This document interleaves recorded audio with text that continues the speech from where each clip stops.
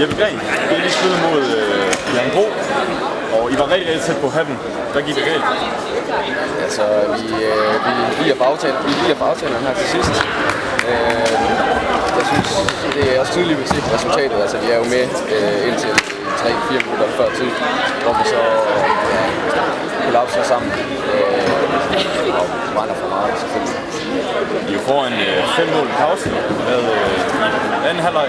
I kommer bare ikke rigtig i gang. Nej, altså jeg synes faktisk, vi kommer i gang. Spørgsmålet er, at deres skytter faktisk også kommer i gang. Altså, vi har en Øres, der lige pludselig skyder og lige mål i anden halvleg. Og det skal vi selvfølgelig ikke give ham lov til. Selvom jeg synes, vi stadigvæk har meget godt styr på i forsvaret, så får de det der mellemmål. Det er det, der gør, at de kommer tilbage. Hvordan har du det nu? Selvfølgelig skuffet.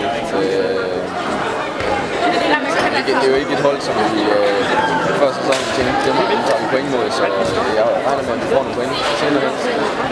Men nogle af de andre hold. Du spiller Jeppe Green. Han var jo så godt igen i dag.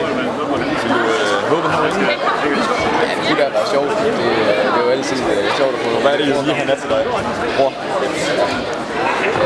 Det kunne da være sjovt at få skud eller to gange. Yes. Hvordan er det sådan, hvis vi så spiller på samme topplan som Storborg? Er det noget, I sådan snakker om i familien? Eller joker det?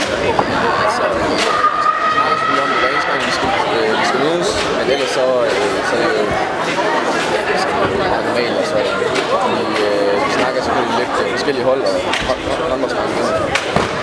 Bare er der også lidt mere derhjemme, og vi ser håndbold sammen og sådan noget. Ellers ikke. Hvis du nu skulle se frem mod næste kamp, hvad skal der så gøres bedre i forhold til den her?